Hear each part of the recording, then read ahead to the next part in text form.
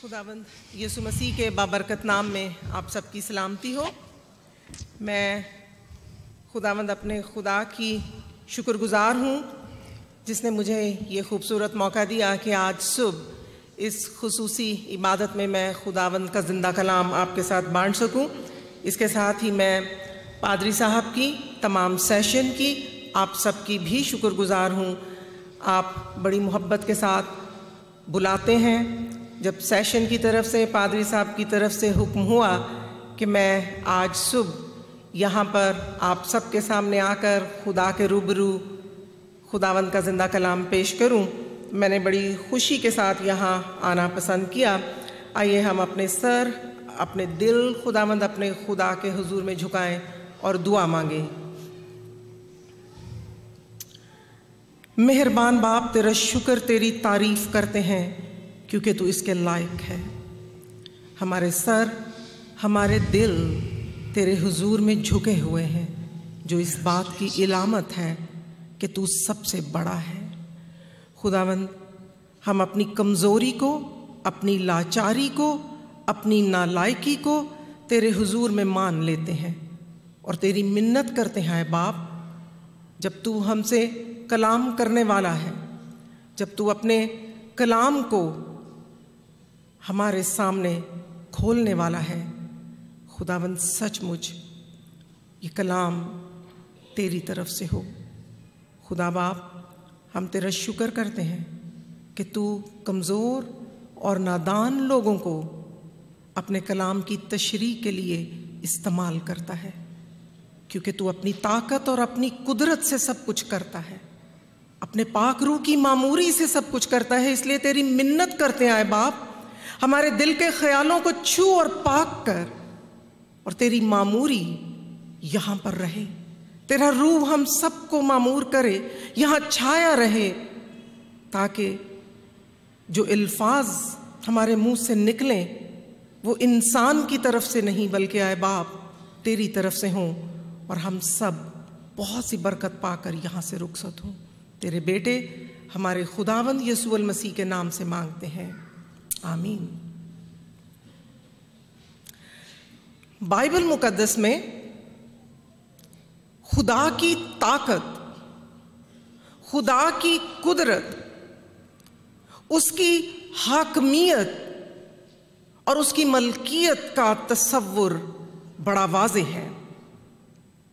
हम सब इस बात से बखूबी वाकिफ हैं और इस पर यकीन और ईमान भी रखते हैं कि हर एक चीज जो आसमान पर है और जो आसमान से नीचे इस रुए ज़मीन पर है और इस ज़मीन से नीचे गहराइयों में मौजूद है, ये उसी खालिक और मालिक ने बनाई है।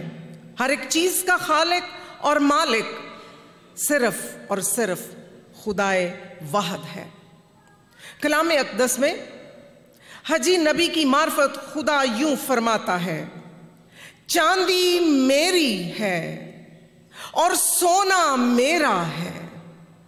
और कलाम में ये भी लिखा है कि जमीन और उसकी सारी मामूरी खुदावंद की है। आज सुबह वाइट गिफ्ट सर्विस की इस खास इबादत में, इस खास मौके पर मैंने पुराने अहदनामे में से खुरूज की किताब उसके 35वें बाब की चंद आयात का इंतखाब किया है। मैं बड़ी सादगी के साथ चंद एक बातों का बयान करना चाहूंगी। ये हवाला जिसकी तलावत आपके सामने की गई है, इन आयात में और इसके पस मंजर में वो खुदा जो सारी कायनात का खालिक है और खालिक होने की निस्बत से वही मालिक भी है, जिसने अपने हुक्म से सब कुछ पैदा किया, वो खुदा इन आयात में कुछ मांगता हुआ नजर आता है, कुछ मुतालबा करता हुआ नजर आता है।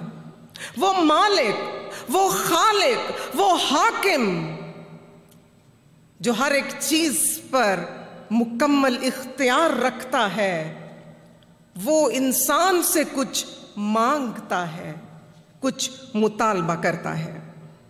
یہ کہانی بڑی خوبصورت کہانی ہے، اور میری نظر میں it's a lovely, amazing and God centred story of giving. دینے کے لیے، خدا کے مطالبے کو پورا کرنے کے لیے یہ ایک بڑی خوبصورت کہانی ہے۔ اور اس کا پس منظر یہ ہے کہ بنی اسرائیل کے لوگ جب ملک مصر کی غلامی سے رہا ہوئے، اور جب وہ بیابانی آوارگی میں تھے، جب وہ بھٹکتے پھر رہے تھے، گھومتے تھے، لیکن خدا ان کے ساتھ ساتھ رہتا تھا۔ خدا کبھی بادل کی صورت میں، کبھی آگ کے ستون میں، خدا ہمیشہ ان کے ساتھ ساتھ رہتا تھا۔ اس خدا نے جو انہیں ملک مصر کی غلامی سے چھڑا کر لایا تھا، اس خدا نے اپنے بندے موسیٰ کی معرفت اپنے لوگوں سے یہ مطالبہ کیا کہ میرے لیے ایک گھر بناؤ، خیمہ اجتماع بناؤ۔ اور خدا نے موسیٰ کی معرفت 25ویں باب میں یہ کہا کہ لوگ میرے لیے ایک مسکن بنائیں تاکہ میں ان کے درمیان میں سکونت کروں۔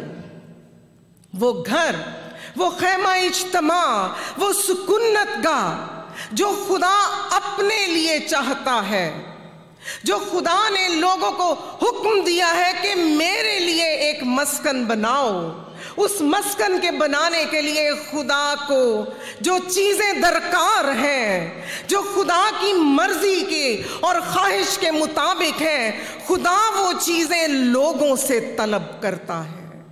خدا بنی اسرائیل کو کہتا ہے میرے لیے ہدیے لاؤ، میرے لیے نذرانے لاؤ۔ 35ویں باب کی 20ویں آیت سے یہ واضح ہے کہ لوگوں نے موسیٰ کی معرفت خدا کا پیغام سنا۔ وہ کلام جو خدا نے اپنے بندے موسیٰ کو دیا، وہ سندیسہ جو خدا نے بنی اسرائیل کو دیا، لوگوں نے وہ موسیٰ کی معرفت سنا اور لوگ اپنے اپنے گھروں کو چلے گئے۔ لیکن وہ لوٹ کر واپس آئے، اور جب وہ لوٹ کر واپس آئے تو وہ خالی ہاتھ نہیں تھے۔ وہ خدا کے کہنے کے مطابق ہدیے اور نذرانے لے کر موسیٰ کے پاس واپس آئے، اور جب وہ ہدیے اور نذرانے موسیٰ کے آگے لا کے رکھتے ہیں، اس کے پیچھے ہمیں ان کا رویہ نظر آتا ہے، ہمیں ان کے چند احساسات نظر آتے ہیں۔ اور آج تھوڑی دیر کے لیے ہم اسی بات پر غور کریں گے کہ جب خدا کے حکم پر بنی اسرائیل وہ ہدیے اور نذرانے لے کر آئے تو وہ کس طرح سے لے کر آئے۔ وہ خوشی کے ساتھ وہ ہدیے اور نذرانے لے کر آئے، willingly۔ ان کے دل کے اندر یہ قبولیت پیدا ہوئی کہ خدا نے ہم سے مانگا ہے، وہ خدا جو ہر ایک چیز دینے پر قادر ہے، جو ہر ایک چیز کا مالک خود ہے، وہ ہم سے مانگتا ہے۔ وہ خوشی کے ساتھ ہدیے اور نذرانے لے کر آئے، اور لکھا ہے اور جس جس کا جی چاہا اور جس جس کے دل میں رغبت ہوئی وہ خیمہ اجتماع کے کام اور وہاں کی عبادت اور مقدس لباس کے لیے خداوند کا ہدیہ لائے۔ عبرانی متن میں جس جس کا جی چاہا سے مراد ہمارا دل ہے، لیکن اس متن میں یہاں دل سے مراد ہمارا وہ جسمانی عضو نہیں ہے جو ہر ایک انسان اپنے جسم میں اپنے سینے کے بائیں جانب رکھتا ہے۔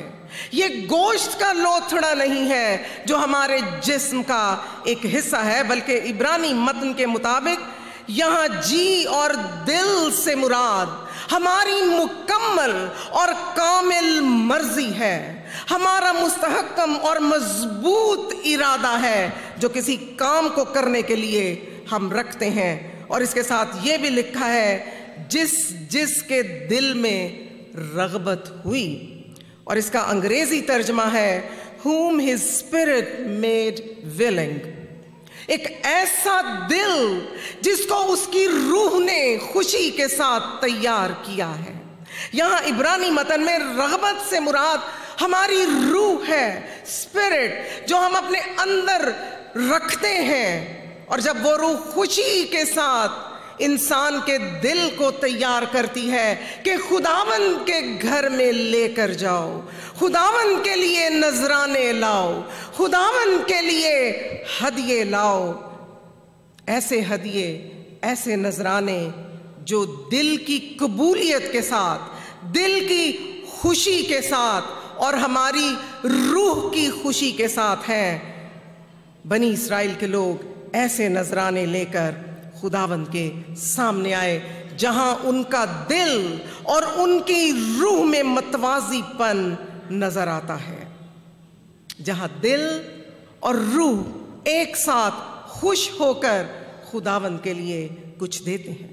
کرنتھس کی کلیسیا کو خط لکھتے ہوئے اس کے 9ویں باب کی 7ویں آیت میں مقدس پولس کہتا ہے، جس قدر ہر ایک نے دل میں ٹھہرایا ہے اسی قدر دے، نہ دریغ کر کے نہ لاچاری سے، کیونکہ خداوند خوشی سے دینے والے کو عزیز رکھتا ہے۔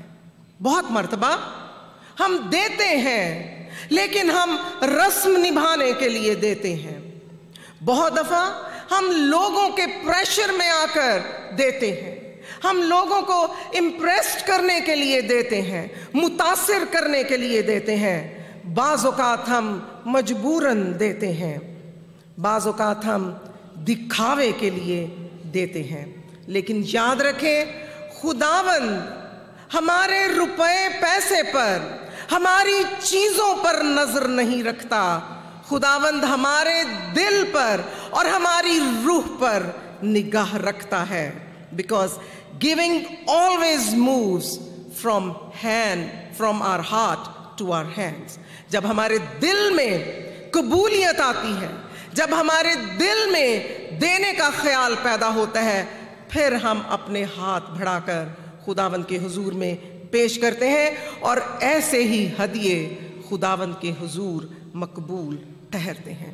انجیل مقدس میں مرکز کے انجیلی بیان اس کے 12ویں باب میں ایک بڑی خوبصورت کہانی سے ہم واقف ہیں، جہاں مسیح خداوند ہمیں ہیکل میں خزانے کے پاس بیٹھے ہوئے نظر آتے ہیں۔ اور جب خداوند یسوع المسیح ہیکل میں خزانے کے پاس بیٹھے ہیں، وہ دیکھ رہے ہیں کہ لوگ اپنے نذرانے اور اپنے ہدیے کس طرح سے لاتے ہیں۔ اور انجیل مقدس میں لکھا ہے کہ لوگوں نے بہت کچھ لا کر دیا، لوگ بہت کچھ اس ہدیے میں، اس نذرانے کے باکس میں ڈال رہے تھے، لیکن خداوند یسوع المسیح نے ان میں سے کسی کی تعریف نہیں کی، کیونکہ خداوند یسوع مسیح کی نگاہ دل پر اور روح پر اور نیت پر تھی۔ اور ایک بیوہ عورت جو ان بہت سے دینے والوں کے مقابلے میں بہت تھوڑا سا لے کر آتی ہے، وہ خداوند یسوع المسیح کی تعریف کی مستحق ٹھہری۔ اور خداوند یسوع المسیح نے اپنے شاگردوں سے کہا کہ اس نے سب سے زیادہ دیا ہے، اور اس کی وجہ یہ تھی کہ خداوند کی نظر اس عورت کی نیت پر تھی۔ آج بھی خدا کی نظر ہمارے پرس پر نہیں ہوتی، آج بھی خدا کی نگاہ ہماری جیب پر نہیں ہوتی، ہماری آمدن پر نہیں ہوتی، ہماری مال و جائیداد پر نہیں ہوتی، بلکہ خدا ہماری سوچ کو دیکھتا ہے، خدا ہمارے ارادوں کو پرکھتا ہے، خدا ہمارے خیالات کو دیکھتا ہے۔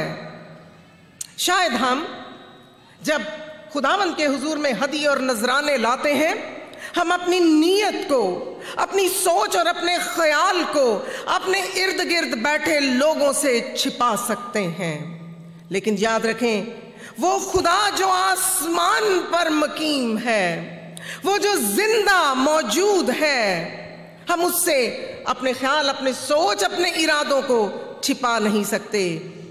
وہ ہمارے دلوں اور گردوں کو جاننے والا ہے، وہ سب کچھ جانتا ہے ہم کس نیت سے لاتے ہیں۔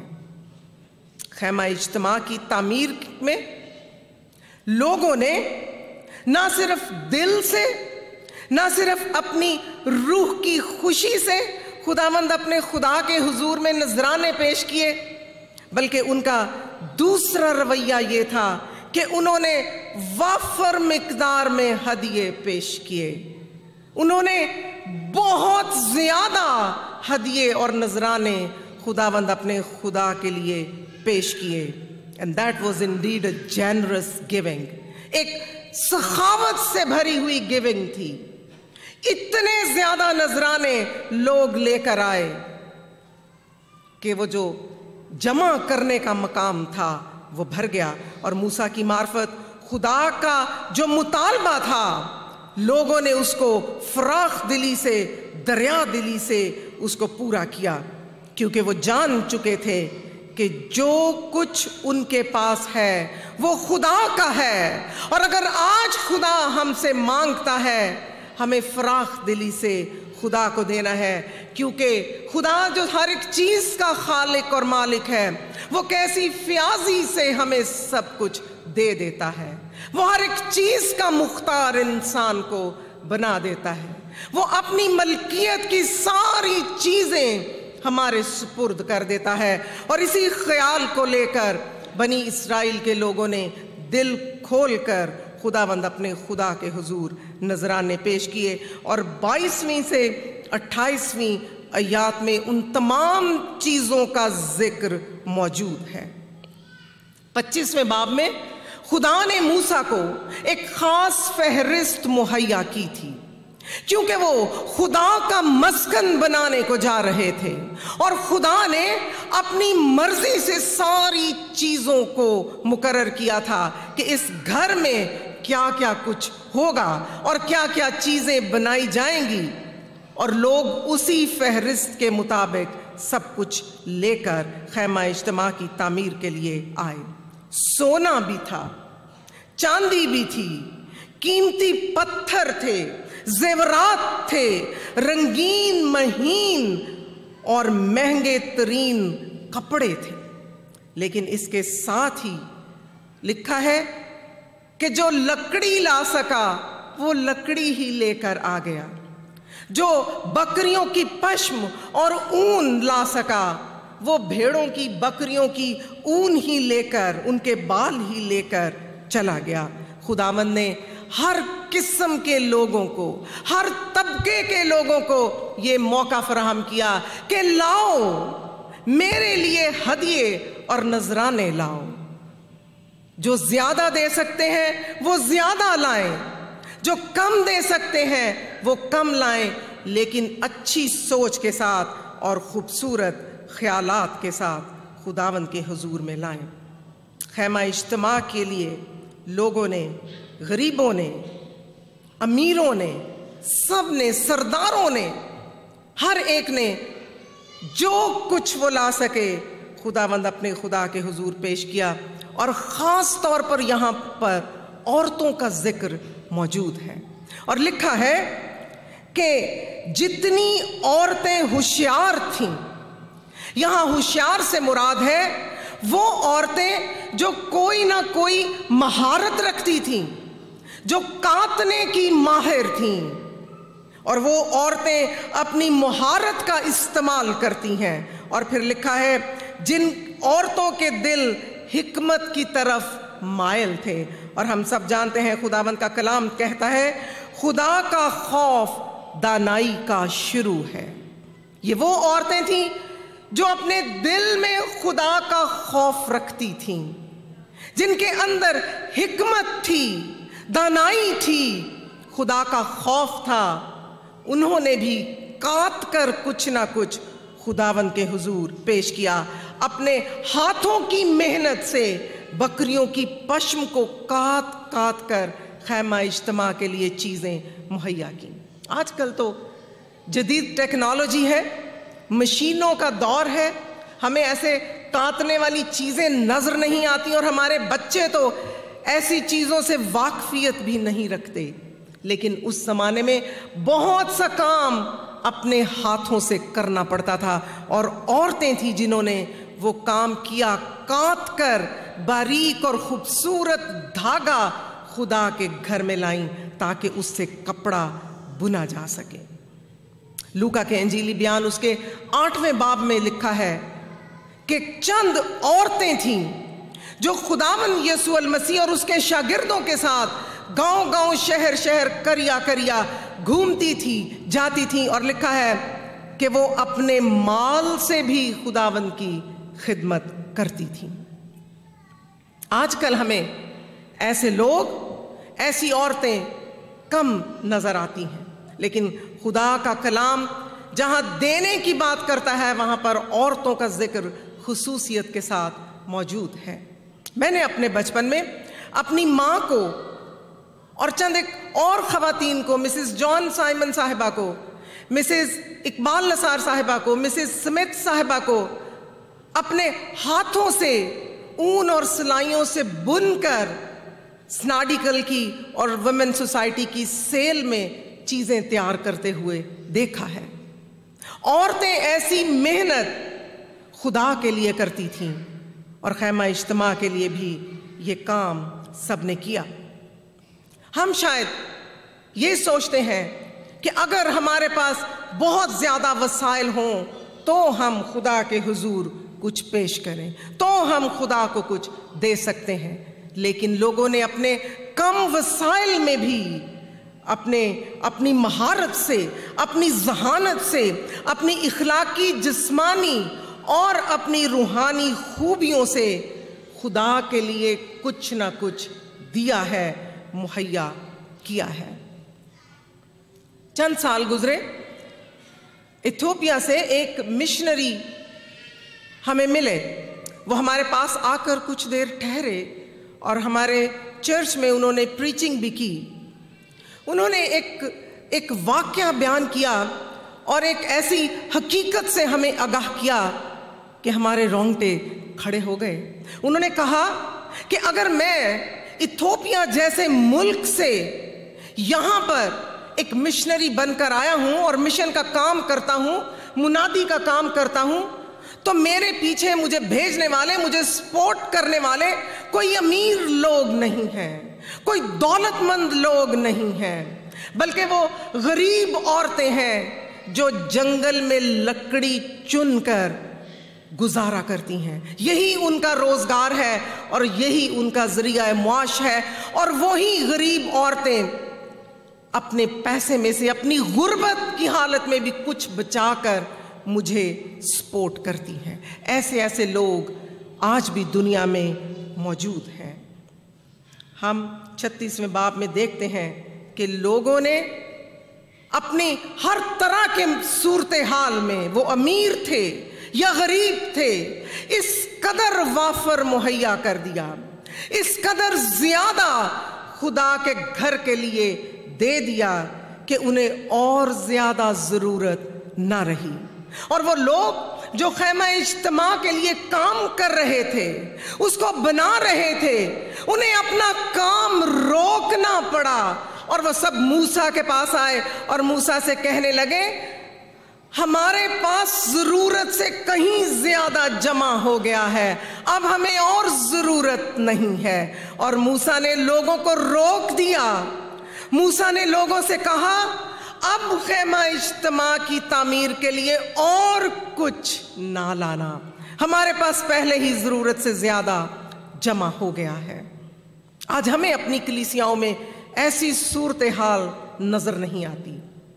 کیوں ہماری کلیسیائیں، کیوں ہمارے گرجا گھر، کیوں ہماری انتظامیہ ہمیشہ قلت کا شکار رہتی ہے، ہمیشہ کمی کا شکار رہتی ہے؟ کیوں آج لوگ اس طرح کثرت سے نہیں دیتے؟ شاید یہ مادہ پرستی کی دنیا ہے۔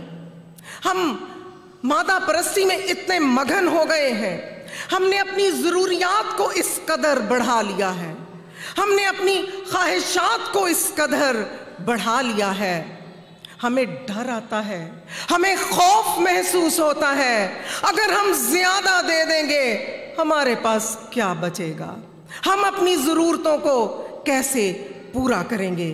یہ ڈر اور یہ خوف ہماری کلیسیا میں کمی اور قلت کا سبب ہے۔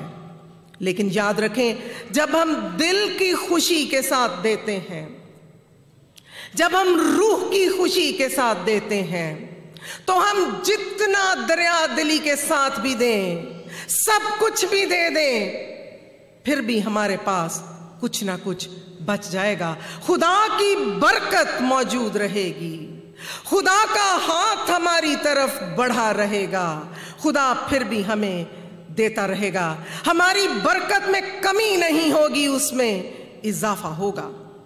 اور سلاطین کی پہلی کتاب اس کے 17ویں باب میں ایک بڑی خوبصورت کہانی کا اندراج موجود ہے، جو آج ہمارے لیے ایک بڑا اہم سبق ہے۔ ہم کس قدر اور کس طرح دیتے ہیں۔ یہ کہانی ایلیا نبی اور سارپت کی بیوہ کی کہانی ہے، اور کلام میں لکھا ہے کہ جب ایلیا نبی نے سارپت کی اس بیوہ سے جو جنگل میں لکڑیاں چن رہی تھی اس کو مخاطب کر کے کہا کہ میرے لیے پانی لا، اور ساتھ ہی اس سے کہا میرے لیے روٹی کی ایک ٹکیاں بھی بنا کر لیا، اور وہ عورت بڑی صفائی سے خدا کے بندے ایلیا سے کہتی ہے میں تیرے لیے روٹی کہاں سے لاؤں، میرے پاس تو صرف تھوڑا سا آٹا اور کپی میں تھوڑا سا تیل ہے۔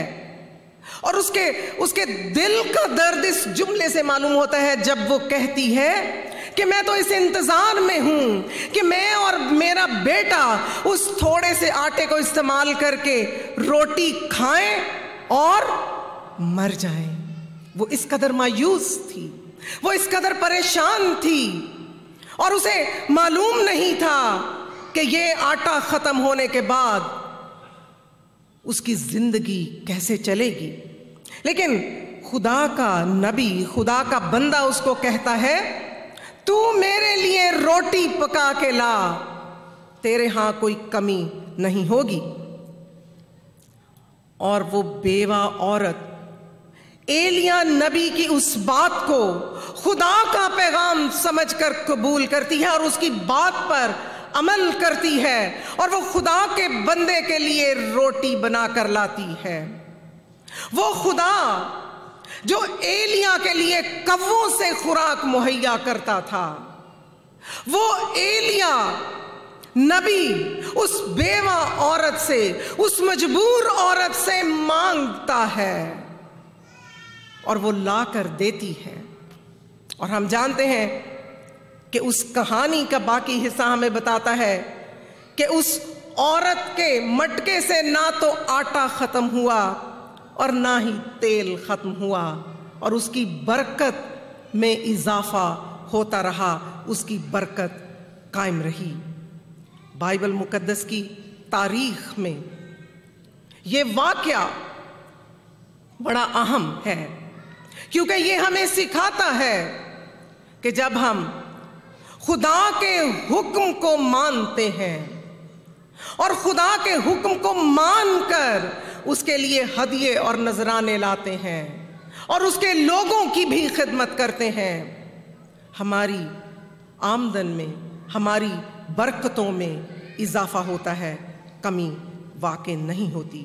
بائبل مقدس کی تاریخ میں جس واقعے کی تلاوت آپ کے سامنے کی گئی ہے، خیمہ اجتماع کی تعمیر کا کام، خدا کا مانگنا، ہدیے اور نذرانے لے کر آنا، یہ بائبل مقدس کی تاریخ میں فنڈ ریزنگ کا پہلا واقعہ ہے، جب خدا خود لوگوں سے مانگتا ہے اور لوگ دل اور روح کی خوشی کے ساتھ وافر مقدار میں ہدیے اور نذرانے لے کر آتے ہیں۔ کیوں لوگوں نے اتنی وافر مقدار میں دیا؟ کیوں لوگوں نے دل اور روح کی خوشی کے ساتھ دیا؟ کیا وجہ تھی؟ خیمہ اجتماع کے لیے لوگ دھڑا دھڑ ہدیے اور نذرانے لے کر آئے، کیونکہ یہ خدا کا حکم تھا، اور وہ لوگ جانتے تھے کہ خدا جو خالق اور مالک ہے یہ اس کا حکم ہے، اس نے مانگا ہے اور ہم کو دینا ہے۔ اور وہ جانتے تھے کہ ساری چیزوں کا مالک خود خدا ہے، تو جب وہ اپنے دیے ہوئے میں سے کچھ ہم سے واپس مانگتا ہے، ہم خوشی کے ساتھ کیوں نہ دیں؟ ہم دریا دلی کے ساتھ کیوں نہ دیں؟ سب کچھ اسی کا دیا ہوا ہے۔ جب خدا ہم سے کچھ مانگتا ہے تو خدا کا کوئی اپنا بینک بیلنس نہیں ہے جہاں وہ سب جمع کرتا ہے۔ یقینی طور پر خدا کو ہمارے روپے پیسے کی ضرورت نہیں ہے۔ جب وہ ہم سے مانگتا ہے تو اس میں فائدہ بھی ہمارا ہی ہے، کیونکہ جب ہم محتاجوں کی، غریبوں کی مدد کرتے ہیں، جب ہم اپنی کلیسیا کی مدد کرتے ہیں، جب ہم خداوند کے حضور ہدیے اور نذرانے لے کر آتے ہیں، تو یاد رکھیں ہم یہ ایک طرح کی سرمایہ کاری کرتے ہیں، ہم انویسٹمنٹ کر رہے ہیں۔ یہ ہمارا ہی بینک بیلنس اوپر آسمان کے خزانے پر بن رہا ہے، ہمارا پیسہ اوپر جمع ہو رہا ہے۔ یہ خدا نے ہمیں خوبصورت موقع دیا ہے، اور خاص طور پر آج صبح یہ جو خصوصی ہدیے جمع کرانے کا وقت ہے، یہ خدا نے ہم پر مہربانی کی ہے، خدا نے ہم پر رحم کیا ہے، خدا نے ہم کو یہ خوبصورت موقع دیا ہے کہ ہم اس کے حکم کو پورا کریں۔ بنی اسرائیل کے لوگ کیوں دل کھول کر ہدیے لائے تھے؟ کیونکہ ان کے دل شکر گزاری سے بھرے ہوئے تھے۔ خدا انہیں اپنے زور اور اپنی طاقت سے ملک مصر کی غلامی سے چھڑا کر لایا تھا۔ وہ فرعون کی غلامی سے رہا ہوئے تھے، وہ فرعون کے ظلم سے رہا ہوئے تھے، وہ بھوک اور پیاس سے بچ گئے تھے، وہ ایک غیر ملک اور غیر ملک سے چھٹکارا حاصل کر کے وعدہ کیے ہوئے ملک کی طرف جا رہے تھے۔ ان کے دل شکر گزاری سے بھرے ہوئے تھے۔ آج صبح جب ہم اس خصوصی عبادت میں اپنے ہدیے اور اپنے نذرانے ڈالتے ہیں تو ضرور غور کیجئے خدا نے آپ کی زندگی میں کیا کیا نعمتیں اور برکتیں بخشی ہیں۔ خداوند یسوع المسیح نے آپ پر کتنا رحم کیا ہے، کتنی مہربانی کی ہے۔ اگر آپ اپنے پورے سال کی برکتوں کو گننے لگیں گے تو شاید آپ ان کا شمار نہیں کر پائیں گے۔ بہت سی ایسی چیزیں ہیں جو ہمیں مل جاتی ہیں، جنہیں ہم حاصل کر لیتے ہیں اور ہم ان کے لیے خدا کا شکر بھی نہیں کرتے، ہم سوچتے نہیں کہ یہ خدا نے ہمیں دی ہیں۔ بہت دفعہ ہم سوچتے ہیں کہ یہ تو ہم نے اپنے زور بازو سے کمایا ہے، یہ تو ہم نے اپنے روپے پیسے سے حاصل کیا ہے، لیکن اس کے پیچھے ہم خدا کی رحمت کو، خدا کی بخشش کو سمجھنے سے قاصر رہتے ہیں۔ کسی بھی حالت میں ہم کیوں نہ ہوں، ہم ایک بات کے لیے تو سب مل کر خدا کا شکر کر سکتے ہیں۔ ہم خدا کے اکلوتے بیٹے اپنے خداوند یسوع المسیح کی کفارہ بخش موت کے لیے خدا کا شکر کر سکتے ہیں۔ ہم سب ایک دل ہو کر خداوند کے حضور جھک کر ہدیے اور نذرانے لا کر ہم اس کا شکر کر سکتے ہیں، کیونکہ یہ مہربانی ساری دنیا کے لیے اس نے کی ہے۔ ہم سب کے لیے وہ انسان بن کر اس دنیا میں آیا، انسان بن کر ہمارے درمیان رہا، سکونت اختیار کی اور اس نے اپنی جان موت کے لیے انڈیل دی. ہم سب کے لیے اس نے کفارہ دیا. ہم سب کے لیے اس نے نجات کی راہ مقرر کی. ہمیں موت سے نکال کر ہمیشہ کی زندگی کا وارث ٹھہرایا. بنی اسرائیلی تو اپنی جسمانی رہائی اور چھٹکارے پر اتنے خوش تھے. ہماری رہائی، ہمارا چھٹکارا ابدی موت سے ہے. ہمیں تو مسیح نے اپنے خون سے خریدا ہے، گناہ سے ہمیں رہائی بخشی ہے، ہمیں روحانی برکتوں سے مالا مال کیا ہے. تو ہمارے دل تو بنی اسرائیلیوں سے کہیں زیادہ خوشی سے لبریز ہونے چاہیے. وہ لوگ خیمہ اجتماع کی تعمیر کے لیے ہدیے اور نذرانے لائے. آج ہم مسیح کے بدن کی تعمیر اور ترقی کے لیے اپنے ہدیے اور نذرانے پیش کریں. مسیح کا بدن خوبصورت نظر آنا چاہیے. مسیح کا بدن مکمل اور کامل نظر آنا چاہیے. کوئی حصہ کمزور نہیں ہونا چاہیے. مسیح کے بدن کا کوئی حصہ مفلوج زدہ نظر نہیں آنا چاہیے.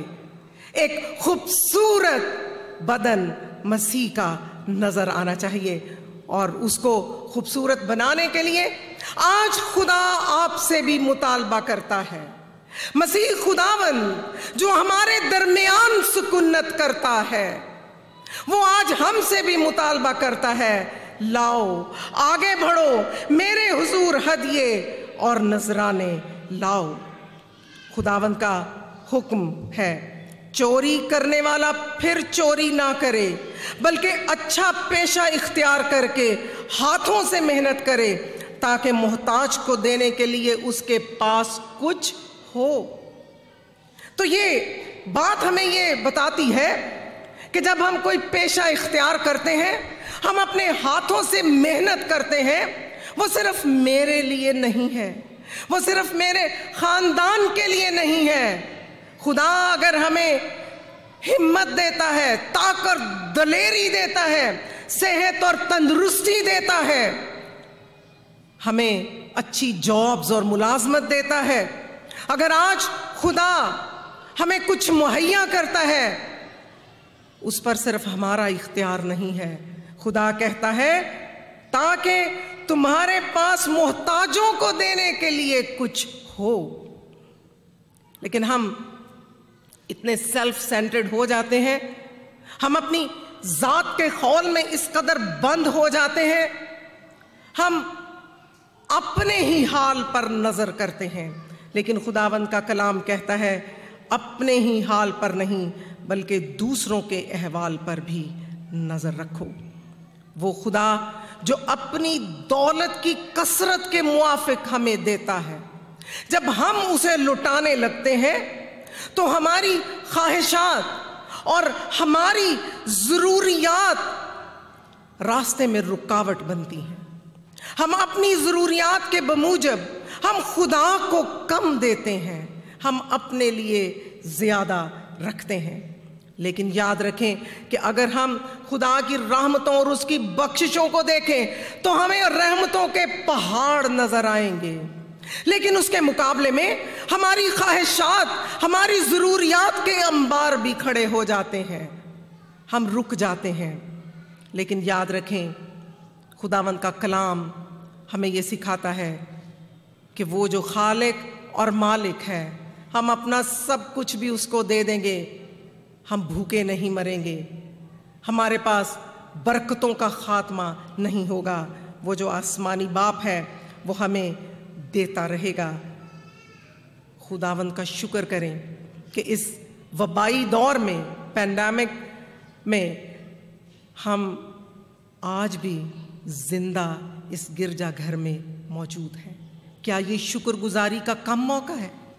کتنے لوگ اس دنیا میں خداوند کے پاس چلے گئے ہیں، اس وبا کا شکار ہو گئے ہیں. کتنی مصیبت لوگ ابھی بھی اٹھا رہے ہیں، دکھ میں ہیں، تنگی میں ہیں، پریشانی میں ہیں. खुदावंद का शुक्र करें, हम सही सलामत तंदुरुस्त व तवाना उसके हुजूर में बैठे हैं।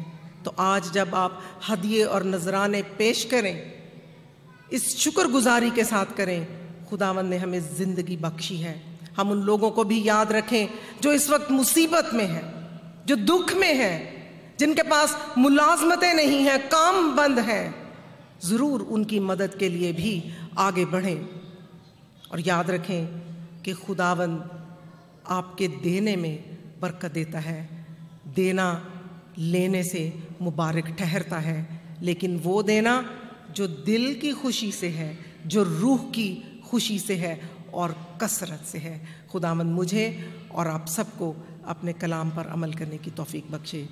आमीन।